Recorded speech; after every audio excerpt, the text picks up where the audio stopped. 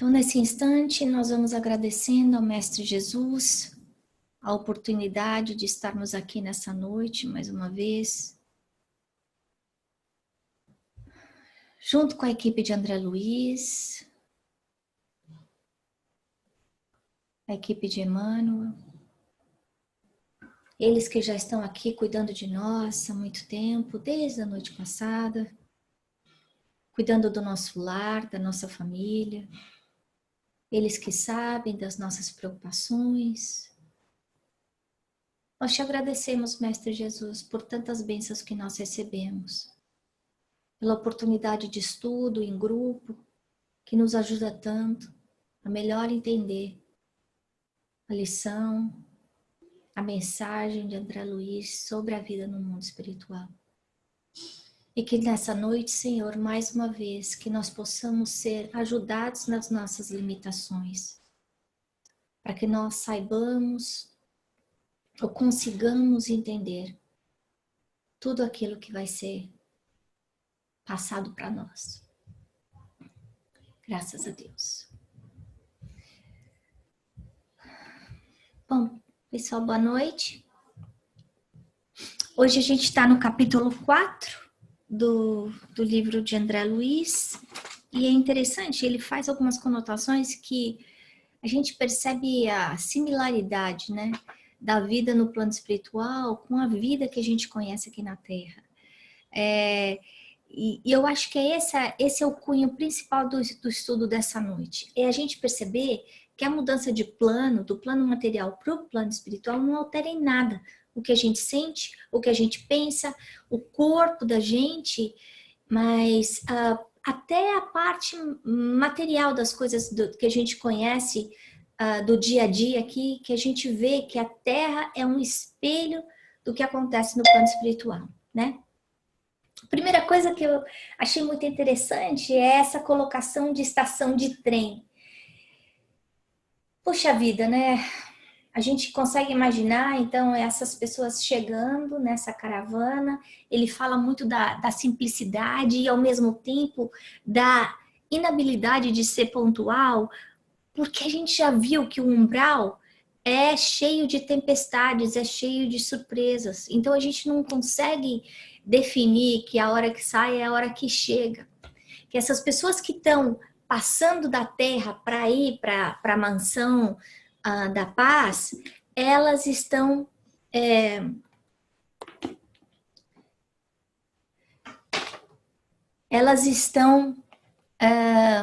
nessa transferência de um plano para outro, tendo que atravessar o umbral até chegar lá em cima. Então é interessante a gente perceber que existe aí um caminho que precisa ser levado. Mas se tantos espíritos conseguem simplesmente pensar e mudar de lugar, por que não estão conseguindo fazer isso, né? Por causa da evolução. Então, quanto mais a gente sabe, tem conhecimento e principalmente tem amor dentro da gente, mais leve a gente fica e mais capacitação a gente vai ter. Não só de observação, mas também nessa parte de volitação, de conseguir passar de um lugar para outro, que a gente vê que esses espíritos que são mais ignorantes, eles não têm essa capacidade. Esses espíritos somos nós, só lembrando disso, né? Aí, da mesma forma que a gente aí, quando tá indo para o Brasil, voltando do Brasil, a gente vê que tem amigos, familiares lá também. Isso dá uma sensação bacana para a gente de esperança, porque quantas vezes a gente passa por uma dor profunda, que um ente amado da gente passa para o outro lado e a gente tem a impressão de que nunca mais vai ver. E ele deixa claro que isso não é verdade. A gente vai chegar lá e nós vamos nos reencontrar com aquelas pessoas que a gente tem afinidade. Então não é para a gente ficar preocupado e também ao mesmo tempo não é para a gente achar que não tem razão para sofrer. Saudade é natural. Saudade é bom. O que não pode é desespero, pelo que a gente está vendo aí. Toda vez que a gente coloca dentro do nosso coração ansiedade, desespero, a nossa qualidade mental cai e a gente se desarticula, se desequilibra. A outra coisa que me chamou a atenção é a gente ver que a mesma noção, né, de tempo, como está muito próximo à Terra, acontece do mesmo jeito. E a gente já viu em alguns livros de André Luiz que a noção do tempo e do espaço vai mudar dependendo de onde está, né? Então, nesse caso, porque as leis que estão aí abrangendo eles estão ainda dentro do globo terrestre, como ele fala, né? Tá muito próximo de vibração da crosta, eles acabam tendo o mesmo horário que a gente. Agora, outra coisa interessante é que como o umbral é muito escuro, e olha que coisa triste, né? A gente pensar nisso que ele falou. Não dá para saber quando é dia, quando é noite. Se a gente sente dificuldade quando moramos num lugar onde chove muito, onde o tempo fica mais cinzento, já imaginou a sensação de tristeza, de vazio que deve dar um lugar desse em que o tempo inteiro é escuro, não dá para saber que horas é, né? E para isso precisa do relógio. E a gente sabe que a disciplina é a base da conduta dos espíritos mais evoluídos. Então, o relógio já mostra que existe um planejamento para chegar àquelas pessoas, né? Então, os parentes já sabiam que eles iam chegar. Eles podiam estar ainda em dúvida quanto à qualidade, a consciência que essas 19 pessoas que acabaram de desencarnar iam chegar, mas eles sabiam que iam chegar e sabiam a hora que tinha que chegar. Isso já mostra para a gente que há uma administração tomando conta aí dessa relação entre o plano material e o espiritual. Bom, outra coisa que chama atenção a gente aí, quando ele começa, André Luiz começa a perguntar, que história de caravana, como é que é isso, né? Gente, esses espíritos que estão ajudando são espíritos, os que estão ajudando, não os que estão sendo ajudados. Eles são espíritos semelhantes a nós, né? Se a gente tiver sorte, a gente vai aí bandear um pouco para esses lados, e só quem realmente está muito além da nossa capacidade de entender consegue ir para colônias muito mais elevadas, né? Essa colônia está mais próxima dos defeitos que a gente traz na nossa vida. E esses trabalhadores, a gente vê que eles não têm um avião ou um trem bala. Não sei se vocês lembram do Aerobus do nosso lar. Então a gente vê a comparação, que o meio de transporte vai evoluir, vai ficar mais sofisticado à medida que nós passamos para mundos superiores. Outra coisa que a gente viu aí são os cães. E outra coisa que a gente pensa, né? Principalmente quem tem cãozinho, né?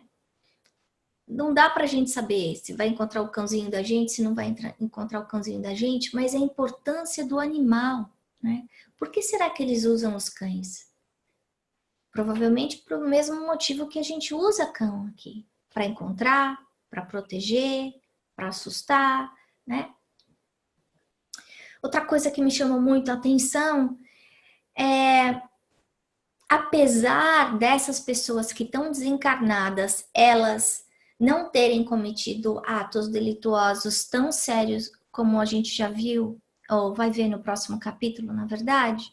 Então, ninguém matou, não roubou dinheiro, não foi absurdamente greedy, ou elas plantaram de alguma forma a semente do amor, né? Apesar do erro. Aí a gente vê a lição de Jesus dizendo que o O amor apaga a imensidão de pecados. Então, mesmo apesar delas terem errado, elas criaram, cultivaram bênçãos, direitos e merecimento para que elas pudessem ser ajudadas. Agora, estão sendo ajudadas? Estão. Podiam estar indo lá para a zona infernal? Podiam. Não estão. Então já existe aí, a gente vê a lei divina tomando conta do mundo material, do mundo espiritual, sabendo de tudo o que a gente fez. E essas pessoas chegam aí, apesar da ajuda de Deus, com a fisionomia do perispírito completamente alterada. Por quê? Se eles estão lá ajudados, se eles não fizeram tanta coisa ruim, por que chegar assim? E essa lição é importante desse capítulo, que foi o que a Fabiana falou, que a Karina falou, a forma pensamento. E ele explica de uma forma muito bacana, né? Que o perispírito, por ser um meio material muito mais maleável do que o que a gente conhece do corpo, a gente percebe que ele se altera pelo campo mental que a gente tem. Então, vou repetir. Então, quer dizer, se eu tinha uma doença, se eu morro, aquela doença que impregnou o meu perispírito, porque a gente já sabe que a doença sempre começa primeiro na mente, no perispírito, e depois vem para o corpo. Eu vou estar levando isso comigo. Da mesma forma que se eu sou egoísta, eu vou estar levando meu egoísmo. Se eu estou deprimido, eu vou levar a minha depressão. Se eu tenho raiva, eu estou levando a minha raiva. Se eu sou egoísta e apegada à matéria, eu vou fazer a mesma coisa. Então, a história que a gente às vezes põe na nossa cabeça que a gente morre e vira anjo, não. A gente morre e continua sendo exatamente o que a gente é. E, então, para eu conseguir ter uma vida melhor no plano espiritual, o que eu preciso fazer é me melhorar agora, né? Agora, essas moléstias, uma coisa que é importante a gente saber é que, como a gente já viu, a casa, essa mansão da paz é um hospital escola. Então, eles vão ser tratados.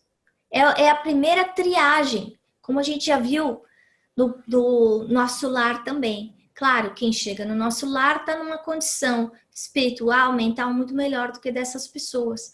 Mas a gente vê que daqui a pouco elas vão conseguir sair dessa situação complicada, pesada, e começar a ajudar, e começar a trabalhar. Assim como a gente viu o Druso, né? Que entrou como doente, como enfermo, como resgatado, e depois de 50 anos já está aí como dirigente de uma organização tão complexa como essa, né? Então, o primeiro caso que a gente vê aí, contando da moça, né? E a diferença básica que a gente vê de quem está aí dentro para quem está do lado de fora da mansão da paz é o estado da consciência. Quem está na zona infernal, no umbral, não tem nenhuma consciência, nenhum tipo de regret do erro que cometeu. Quem está dentro da mansão não só já começa a ter noção dos erros, quer dizer, começou primeiro naquela escadinha que a gente já estudou nas aulas anteriores, começou com a culpa, começou depois o arrependimento e depois já começou a fazer o bem. Então, é necessário que a gente se melhore para que a ajuda chegue para nós. Isso é fundamental, porque muitas vezes a gente acha que só basta a gente rezar, e não é, né? Para nós recebermos ajuda, esse amor precisa ser colocado em ação. O amor que a gente conhece é o amor que Deus passou pra gente, né? Bom, porque ela fez o bem, a história triste do que ela fez com a mãe acaba sendo apaziguada. Agora a gente vê a diferença de amor de filho para amor de mãe, né? Então a mãe que foi caluniada, abandonada, vai lá para resgatar a filha. A maternidade, nos livros de André Luiz, tem uma atenção muito especial, isso com todo o respeito aos pais.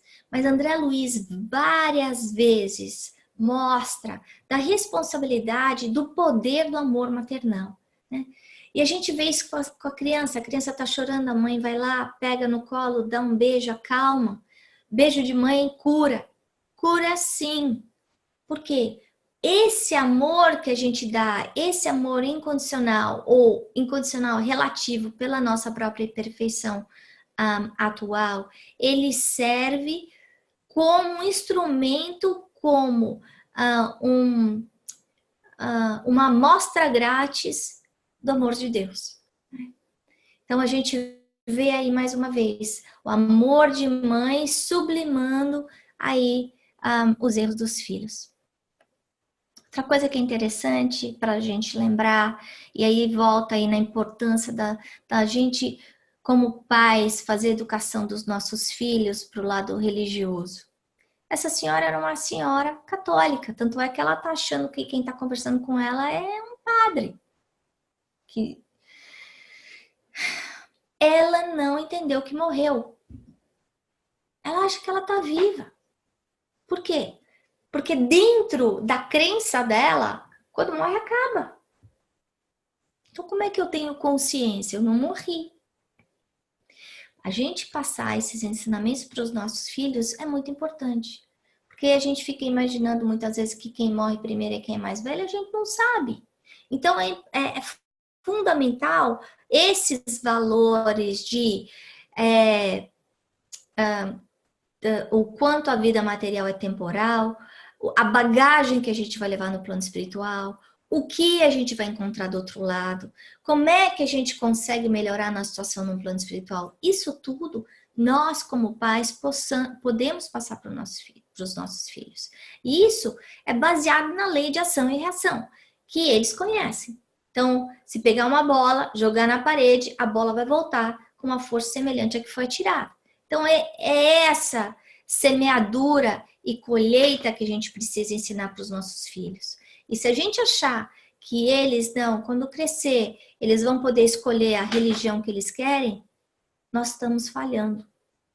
Porque da mesma forma que nós temos uma preocupação de colocar o filho numa boa escola para aprender matemática, português, inglês, seja lá o que for, colocar o menino na ginástica, para fazer exercício, se desenvolver para conseguir crescer mais saudável.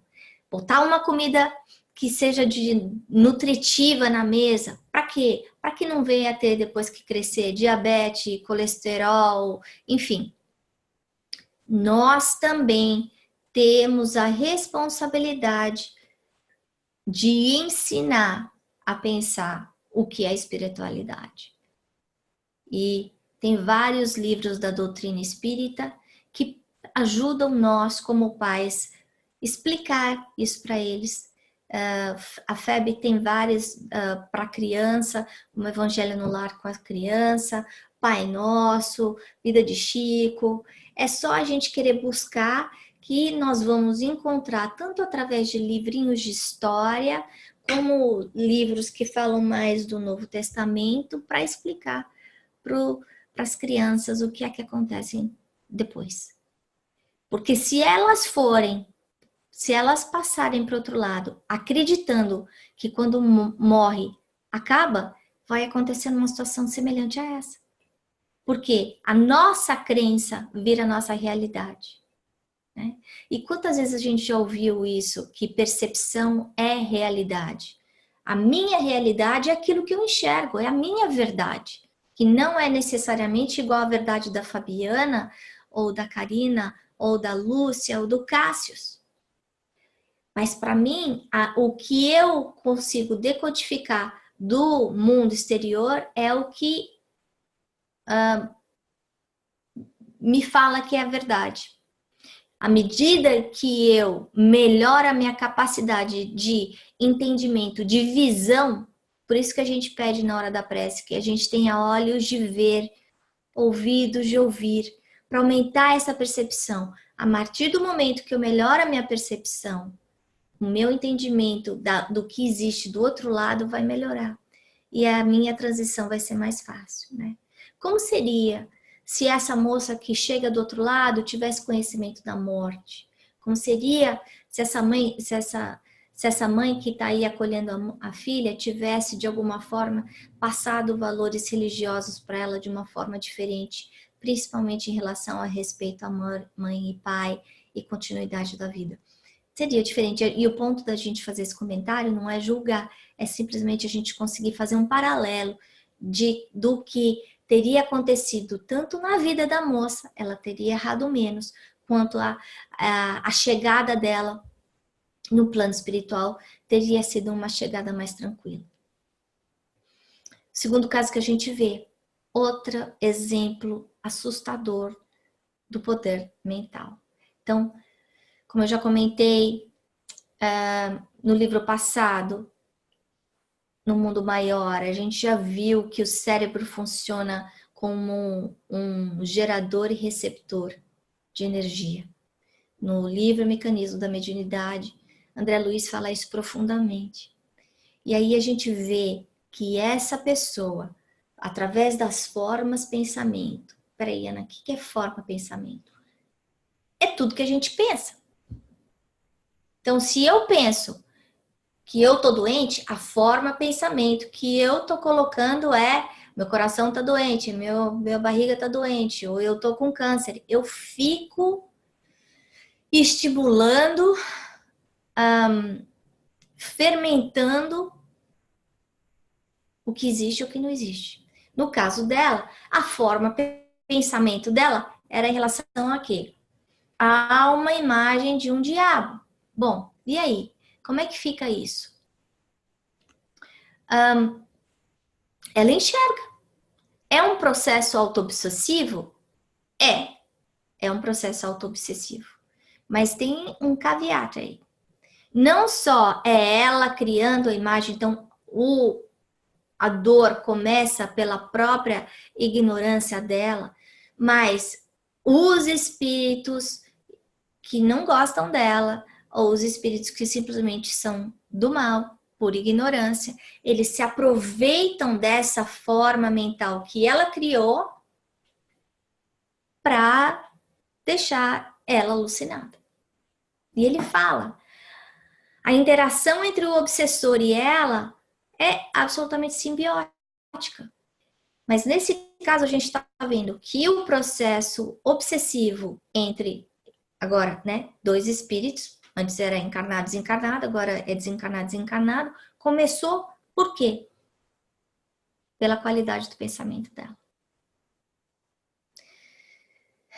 Ele trata ela num processo, ele descreve essa senhora como num processo de um ataque de loucura. Então, quantas vezes a gente não complica a nossa vida por causa da má qualidade do nosso pensamento? Então, em vez de pensar no meu marido e na minha esposa com carinho, eu só fico lembrando das coisas erradas que faz. Qual é a forma de pensamento que eu estou criando? Em vez de pensar na minha saúde, eu só penso na minha doença. Qual é a qualidade de pensamento e a forma mental que eu estou criando? Isso está em todo lugar. Agora, outra coisa para a gente ter consciência é que essas formas mentais, elas grudam, não só na gente, mas no ambiente da gente. Daí a importância do evangelho no lar. Porque se eu moro num lugar e eu tô sempre ansiosa, eu tô sempre nervosa, eu tô sempre brigando, todas essas emissões de pensamento e sentimento vão grudando na parede, no chão, no móvel, em mim. E aí o ambiente começa a ficar mais complicado, né? André Luiz faz a prece, ela se acalma, e aí a gente vê mais uma vez o artifício do plano espiritual fazendo uma hipnose para conseguir entender o que está acontecendo com ela. E aí eles conseguem entrar na tela mental dessa pessoa. Então, a gente vê que nos dois casos, não é que eles perguntam o que está acontecendo. Porque se elas tiverem consciência da intensidade, da forma de pensamento ruim ou que elas estão criando, vai desequilibrar ainda mais o perispírito. E ele fala, vai dar um trabalho danado depois para consertar. Então é melhor a gente não contar o que está acontecendo. A gente estuda como observador, sem interagir, sem instigar aquela pessoa que está sofrendo. Então, o que é obsessão? O que é possessão? O que é fascinação? Como é que começa isso? Então, e a gente vê que essa interação ruim, ela pode acontecer entre encarnado e encarnado, encarnado, desencarnado, desencarnado, desencarnado. E tem graduações diferentes, mas ela começa sempre na gente. Ele passa essa mensagem muito clara. Por isso, como a gente viu no capítulo passado, a importância do orar e vigiar. Porque a partir do momento que eu oro, eu mudo a minha qualidade de pensamento. Eu melhoro a minha qualidade de pensamento. As formas de pensamento que eu vou estar criando são boas. E eu vou, através da qualidade do meu pensamento, me sintonizar com aqueles outros espíritos que pensam como eu. Né? Quanto mais eu ficar pensando no mal, falando mal, vivendo mal, a interação com aqueles espíritos que têm a mesma qualidade e valor que a gente, né, vai aumentar. Então é para a gente pensar no pensamento como se fosse uma onda mental, uma rede de Wi-Fi. Então eu consigo transportar dados, voz, imagem por uma rede de Wi-Fi. Consigo. Eu consigo criar coisas através dessa transmissão que eu não enxergo. Então, apesar da nossa ignorância, da nossa falta de conhecimento em relação ao poder do pensamento, a gente tem que ter consciência da importância que tem. O inferno, como a gente está vendo, né? Como a gente já viu nos capítulos passados, aquela zona infernal horrorosa de grito, de monstro, de tempestade, está tudo sendo criado pela mente, pela simbiose mental entre os obsessores e os encarnados. É tudo embolado.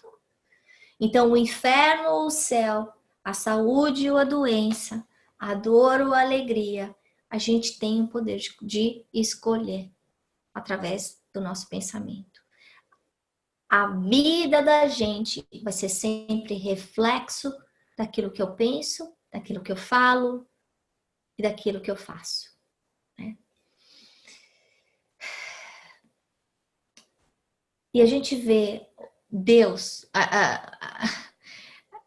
da mesma forma que a gente viu essa mulher imaginando aí a figura do diabo como o desenho que ela estudou, viu alguma vez na igreja.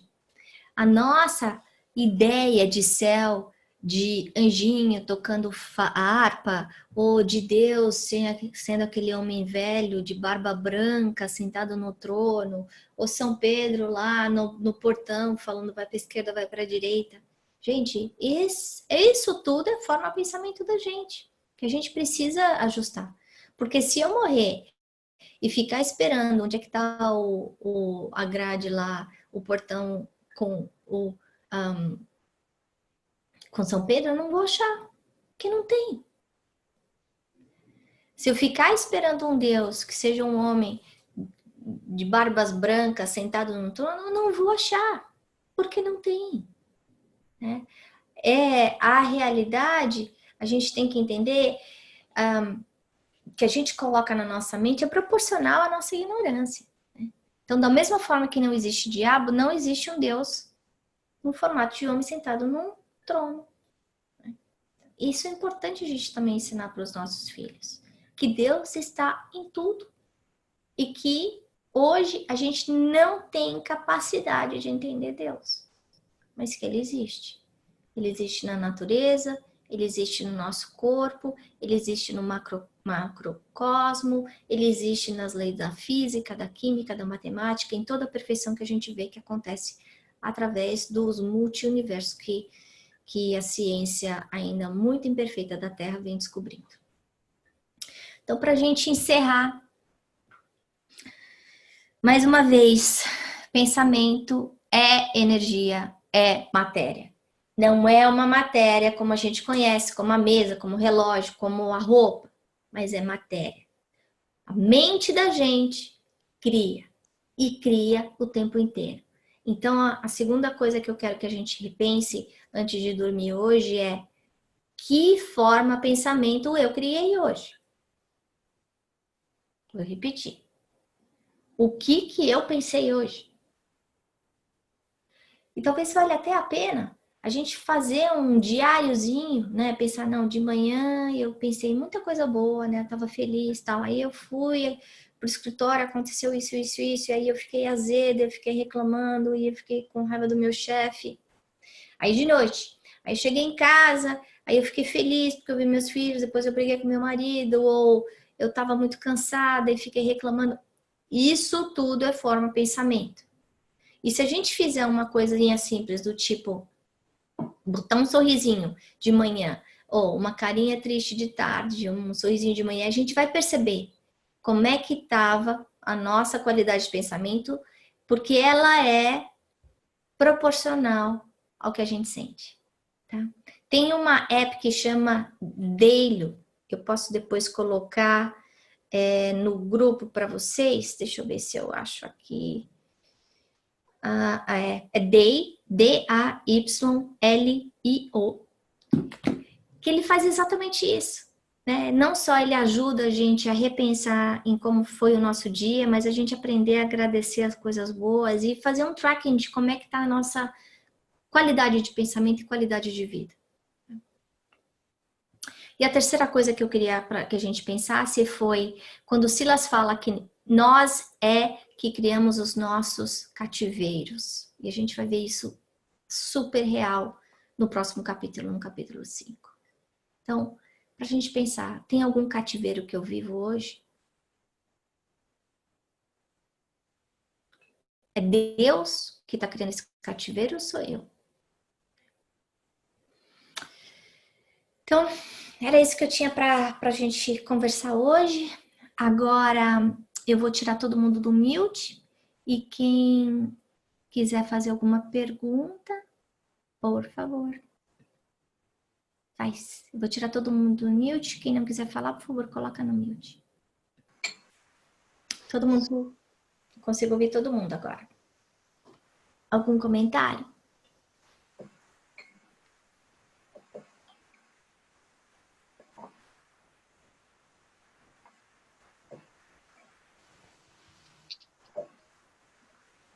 Ninguém vai comentar?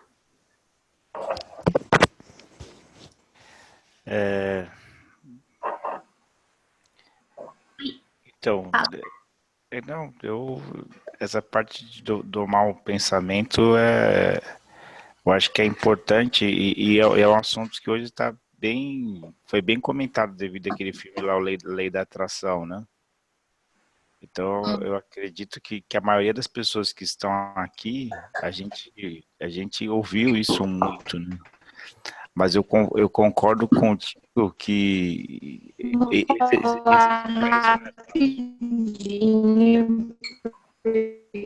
alguém, Karina quer falar? A Karina, põe em mute. Karina.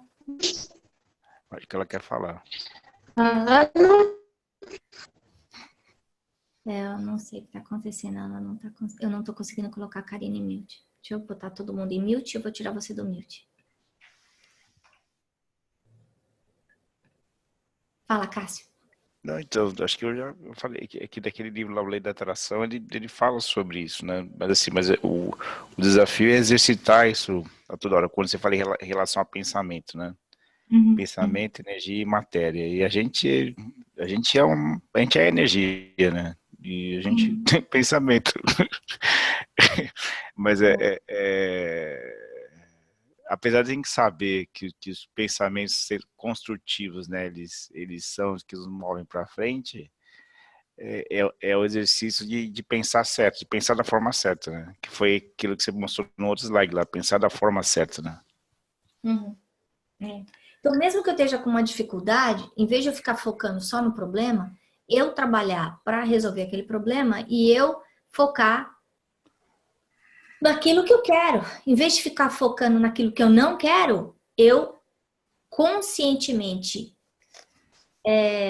trocar a qualidade, o tipo do pensamento por aquilo que eu quero encontrar, né? Então, mas para isso a gente precisa ter consciência. Porque aí eu vou pensar, em vez de ficar falando porque minha vida só tem problema, eu vou focar nas coisas boas que a minha vida tem. Porque a minha vida não tem só problema. Ela tem muitas coisas boas também. E a partir do momento que eu faço isso, eu mudo a minha sintonia mental. E eu mudo a forma de pensamento. E eu mudo a qualidade da minha vida. Tem um outro livro que eu li também, que chama Profecia Celestina, e ele fala da luta pelo poder aqui na Terra, e ele fala que as pessoas usam os dramas de controle para conseguir tirar a energia das pessoas, né? Então a pessoa faz... Oi, pode falar. Não, eu tô pensando que tem tanto livro que a gente vê agora falando isso, né? Isso de gerenciamento por medo, né? Então, até a gente pensar em livro de administração como do Simon... esqueci o nome dele. Tô com o Simon Sinek na cabeça, mas é o que... aquele que escreveu o livro Leaders Eat Last.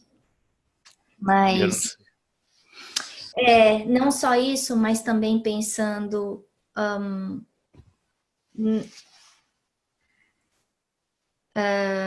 como você falou, né?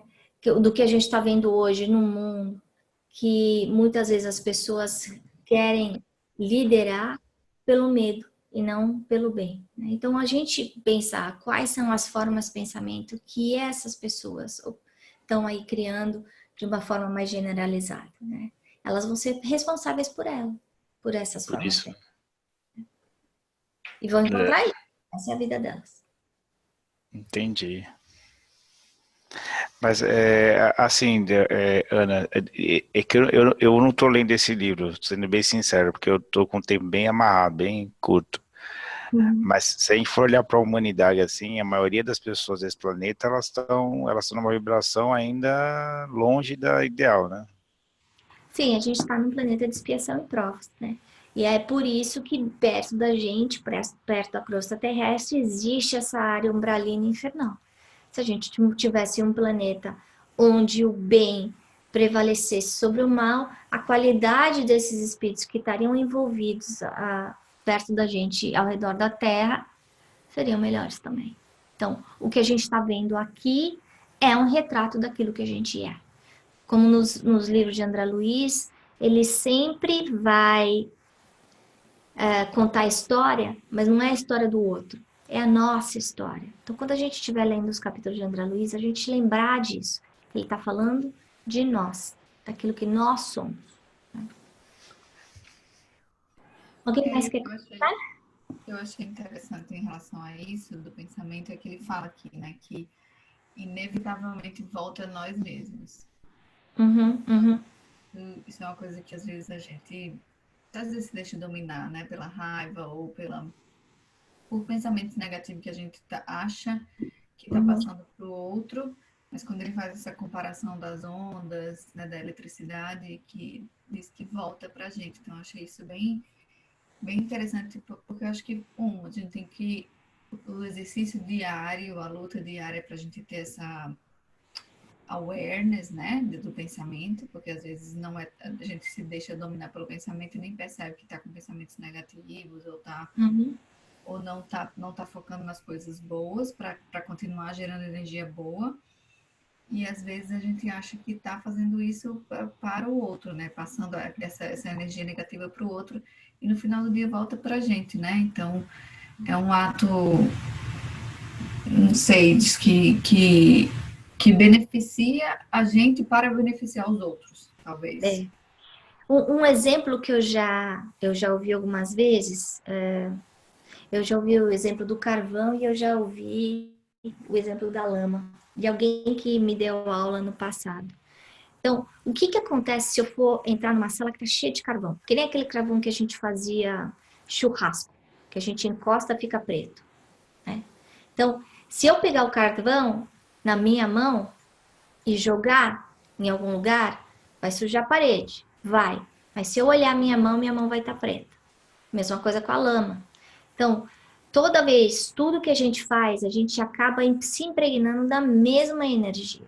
Não tem como eu pegar com a minha mão, sem luva, lama, jogar no outro e não me sujar. Não tem como eu pegar o carvão e jogar na parede sem eu me sujar. Então, isso que você falou, eu acho que é super importante, porque muitas vezes a gente fica com raiva do outro e fica pensando coisa ruim, né? Então, a gente está engolindo um veneno o tempo inteiro. Apesar de estar querendo matar o outro, a gente está matando a si próprio, está adoecendo a nós mesmos.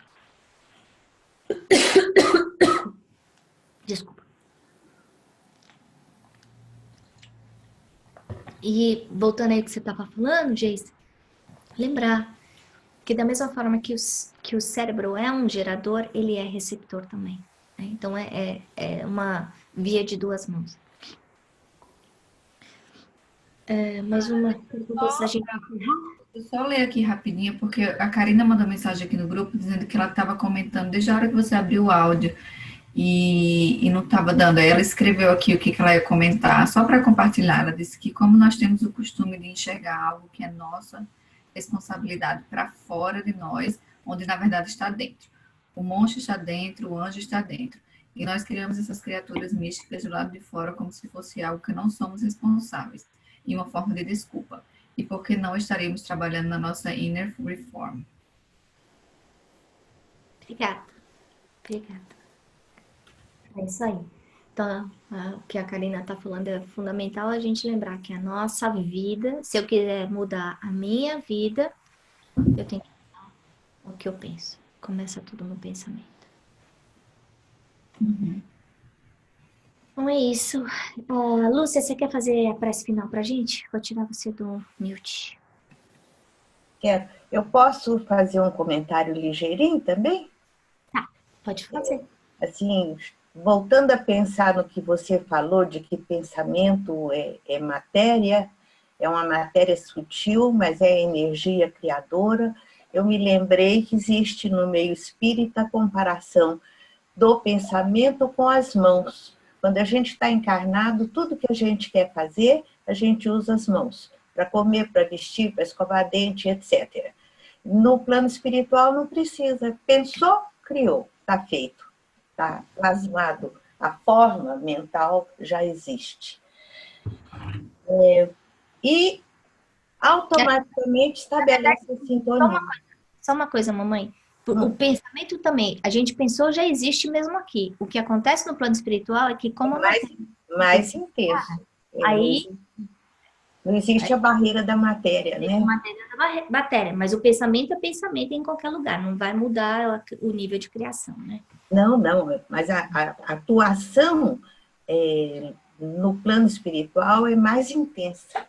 Tem mais, menos barreiras, né? E graças à misericórdia divina, que sabe melhor do que nós o que é bom para nós, dizem os estudiosos que nós, criaturas do planeta Terra, só usamos 10% do nosso potencial mental. Vocês já leram alguma coisa a respeito? Porque se a gente, sem reforma íntima, tivesse mais poder, a gente ia fazer mais estrago, né? Puxa vida, eu nunca tinha pensado nisso, é verdade. Pois é, então, graças a Deus por esse encontro de hoje, que mais uma vez trouxe conhecimentos novos, valores novos, lógicos e racionais, que nos estimulam ao estudo, à reeducação de nós mesmos, a esse trabalho grandioso, digo grandioso porque é trabalho para muitas vidas, que é a nossa reforma íntima. Então, que os benfeitores amigos aqui presentes possam abençoar o nosso desejo sincero de aprender, de entender e de vivenciar a lei divina. Que assim seja, graças a Deus. Graças a Deus. Antes de encerrar, eu só queria botar mais uma coisa que agora me veio na cabeça depois que a mamãe fez os comentários dela, né? Para quem faz meditação, no momento que nós estamos fazendo meditação, muitas vezes na meditação guiada, eles sugerem que a gente pense num mantra. O mantra pode ser: eu sou luz, eu sou paz, eu sou harmonia, enfim, aquilo que eu quiser. Não só falar o eu, mas a gente colocar, imantar o nosso coração ou curar algum tipo de órgão, colocando saúde, equilíbrio. Por exemplo, se eu tenho um problema no estômago ou no rim, enfim. Então, a minha sugestão para essa noite, no fechamento do estudo, é a gente pensar em qual mantra eu quero. E repetir esse mantra, escrever esse mantra e pensar nesse mantra várias vezes. E quando a gente estiver pensando abobrinha, a gente voltar nesse mantra simples de eu sou luz, eu sou paz, eu sou amor. Cada um pode escolher o seu. Mas a gente saber que a partir do momento que a gente começa a repetir isso, a gente vai estar se imantando da energia curadora que a gente está criando, né? Daí, mais uma vez, mostrando que a verdade é uma só, independente de qual religião a gente está. Mas então é isso. Obrigada. Boa noite.